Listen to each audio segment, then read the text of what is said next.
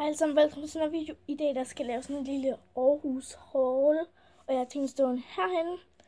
Og ja, og jeg har været også i IKEA, men der købte jeg en ting eller sådan noget. Så ja, nu vender vi bare lige over til det. Ja okay, og den første sådan butik jeg lige husker, det var den her Monkey. Ja, den ser sådan her ud. Og der... Ja, okay, det må jeg lige undskylde. Men der købte jeg den her trøje. Ja. Voilà. Med sådan en lille bitte krav på. Men den synes jeg er virkelig flot. Og den kostede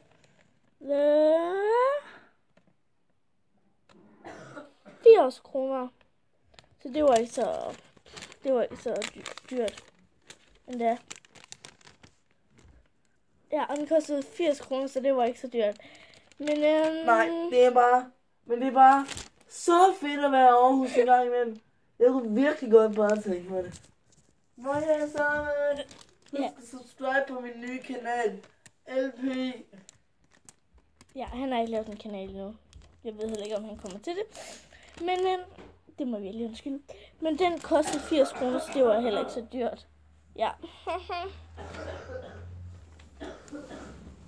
Ja, og jeg tager den ikke. Så var vi i den her Sinderup et eller andet. Jeg tror vist den hedder Sinderup. Og der købte jeg sådan et skilt herinde. Der står gode venner er som stjerner. Man kan ikke altid se dem, men man ved, de altid er der. Så ja. Ja, hvis I kan se det. Ja, okay. Og så er der lige sådan 3 stjerner i siden. No shit.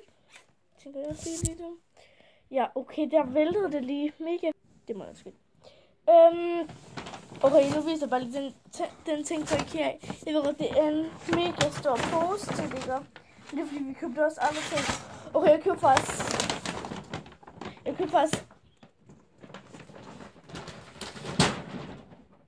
Ja, okay. Men jeg købte faktisk 3 ting. Fordi det var faktisk meningen, at jeg skulle have et skrivebord også. Men det havde de åbenbart ikke på lager. Eller, det havde de åbenbart ikke. Og så købte vi en, en modem til min, mit skrivebord. Sådan en modde. Nej, jeg ved ikke, hvordan man lige siger det. Ja, jeg håber, I ved, hvad jeg mener. Og så købte jeg også sådan en, sådan en, der kan være nede i de skuffer, der skulle være der på mit skrivebord. Men det fik jeg så ikke, så den har vi bare, så... Jo, men nu kommer lige den her ting, der jeg lige fik fra IKEA af. Og der købte jeg sådan en falsk plante her.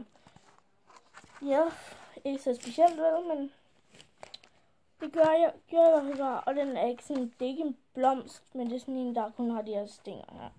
Og den kostede 29 kroner, så det var heller ikke så vildt dyrt. Okay, hvad koster den her egentlig? Har jeg ikke en bon for den? Jo. Det må jeg skylde. Okay, den kostede... Ja, den her. Den kostede 35, så det var heller ikke så vildt. Men den her, den kostede 29, hvis jeg ikke ser det før. Ja. Flot, Maria. Nå, okay, videre til næste ting. Og så var jeg også i Lidl. Og der købte jeg faktisk kun én ting. Der købte jeg sådan et pandebånd her. Og jeg tænker nok, what the fuck, eller sådan noget, ikke? Jeg kan lige prøve det på, sådan den skal sidde. Okay, jeg ved godt, det har ikke lige så pænt ud, ikke så pænt ud, vel? Men det er sådan et pandebånd, der kan, ligesom sådan, man selv lidt kan bestemme, hvordan det skal være. Og så kan man bare, så kan man også bare folde den ud igen og vælge, om man skal have den op på hovedet, sådan her. Eller sådan noget. Ja. Men det var i hvert fald det her. Jeg slår mit hoved. Okay, sorry. Okay, og den, hvad koster den? Jeg vil koste den. Skal vi se.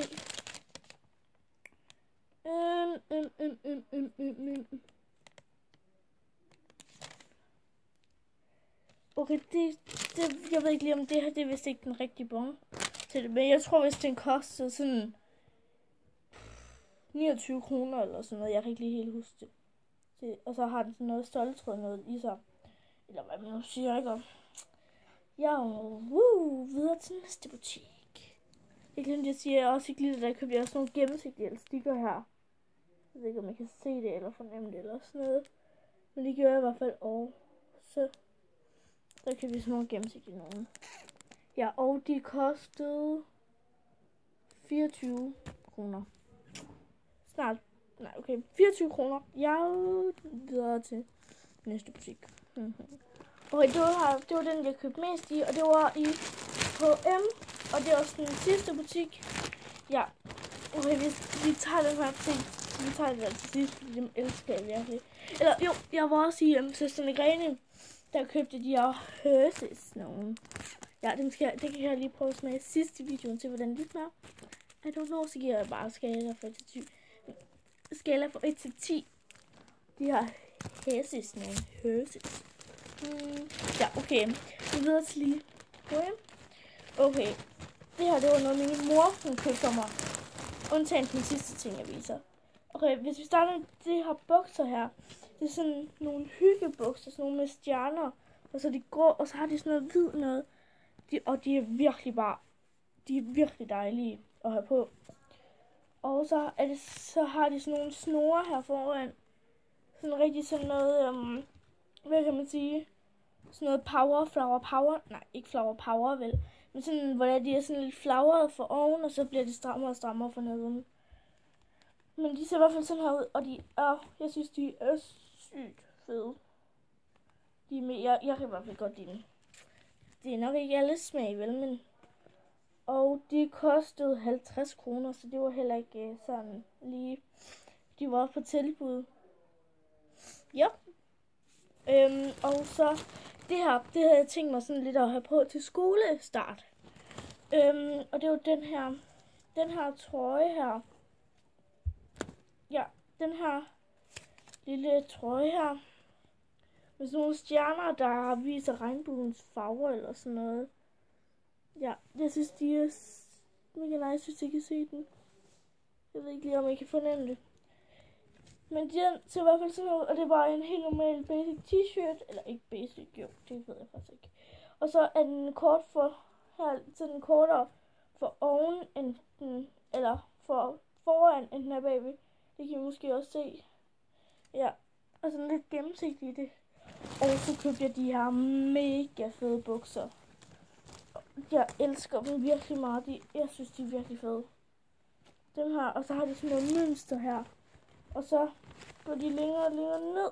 Ja, sjovt nok. Og så har de sådan noget, hvad hedder det, sådan, hvad kalder man det? Sådan noget swap op noget, sådan hvor man folder dem op. Okay, dem der sagde jeg, hvad de kostede. Jeg sagde lige, hvad den her den kostede. Den kostede, 80 kroner. Og den her, den kostede 70. Dem her, de kostede 70. Okay, og nu til det er bare sådan, det jeg selv har købt også. Men det er, jeg elsker dem. Jeg synes, de er virkelig fede. Det er ikke alle stil. Jeg har købt de her sko. Jeg synes, de er mega fede. Sådan her. Og så var der sådan noget glimmer noget her om bagpå. Jeg synes, de er virkelig fede. Sådan her. Og så har de sådan en lille smule høj bund, men det kan også bare være det er også sådan lidt en normal bund. Og jeg elsker dem bare så meget. Ja, okay. Videre til de her Hershey's nogle. Hershey's. Haha, hvor sjovt. Ja, vi prøver lige at smage det.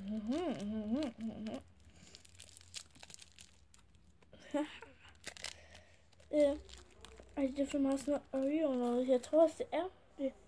Sådan her ser de ud, og så bagpå, og så har det sådan nogle, det er cookies, cream candy. Wow, candy.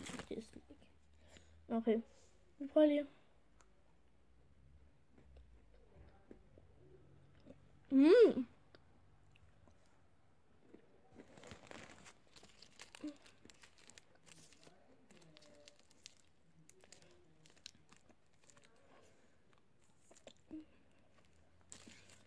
de smager sådan, de har en underlig konsistens, eller ikke konsistens, men sådan, først så slår den lidt over i noget.